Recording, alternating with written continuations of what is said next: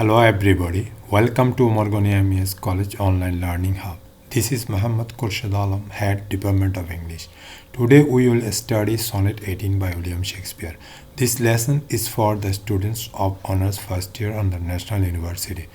The objective of this session is to discuss and analyze Sonnet 18 and that will provide better understanding of Shakespeare in sonnet. William Shakespeare was an English poet, playwright and actor.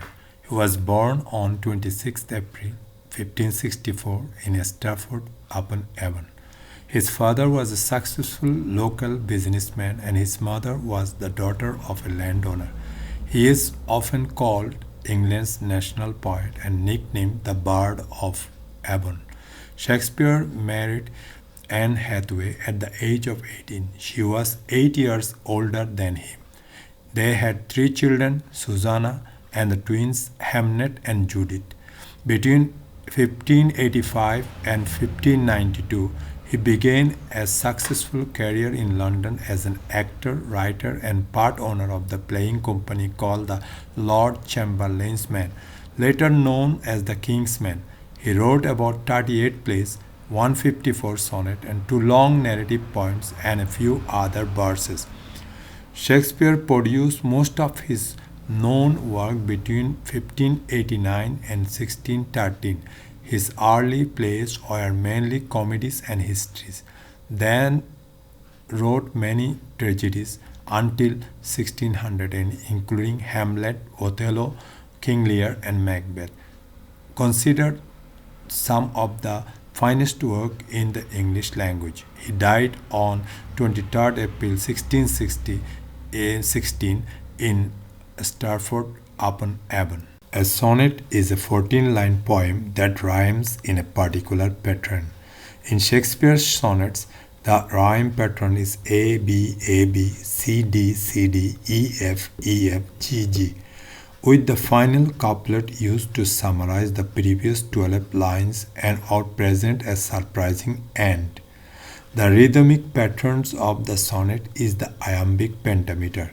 An iamb is a metrical foot consisting of one stressed syllable and one unstressed syllable.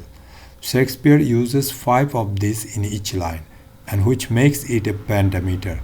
Here we have provided some visual references from Hamlet and Romeo and Juliet, along with Sonnet 18.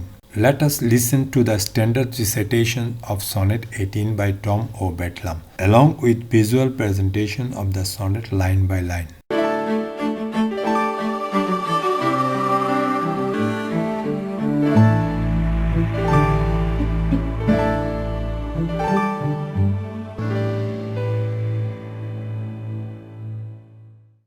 William Shakespeare, Sonnet 18. Shall I compare thee to a summer's day? Thou art more lovely and more temperate. Rough winds do shake the darling buds of May, and summer's lease hath all too short a date. Sometime too hot the eye of heaven shines, and often is his gold complexion dimmed. And every fair from fair sometime declines, by chance or nature's changing course untrimmed. But thy eternal summer shall not fade, nor lose possession of that fair thou owest, nor shall death brag thou wanderest in his shade, when in eternal lines to time thou growest. So long as men can breathe or eyes can see, so long lives this, and this gives life to thee.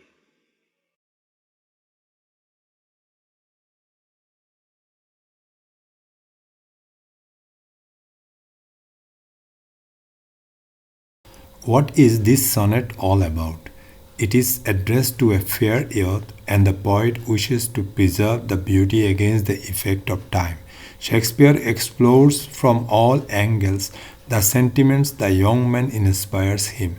There is repeated idea of poetry's capacity to immortalize.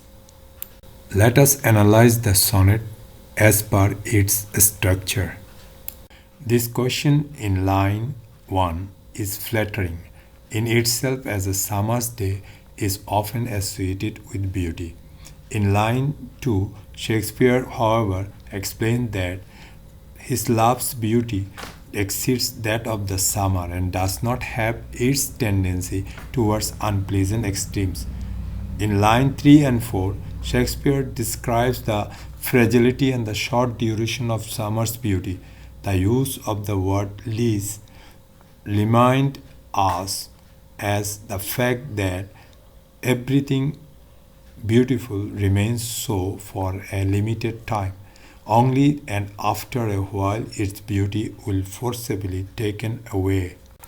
In line 5 and 6, Shakespeare states that the sun, which he personifies and refers to as the eye of heaven, can be too hot or blocked from view by the clouds, unlike his more temperate love.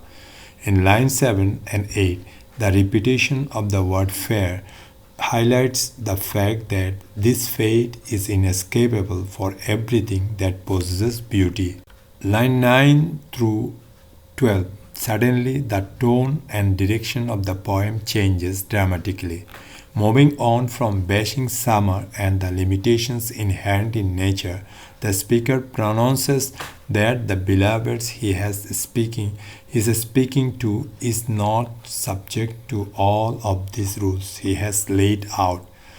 Shakespeare, however, states that his love will not lose their beauty to death or time, but will be preserved through his poetry.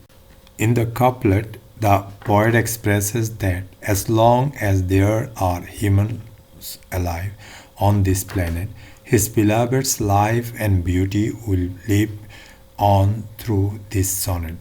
Shakespeare's self-assured claim makes it possible to argue that the purpose of the poem was not actually to pay a beloved person a compliment, but rather to praise oneself for poetic skills. Finally, this sonnet certainly speaks of the poet's beloved, but more than that, it speaks of his own poetry.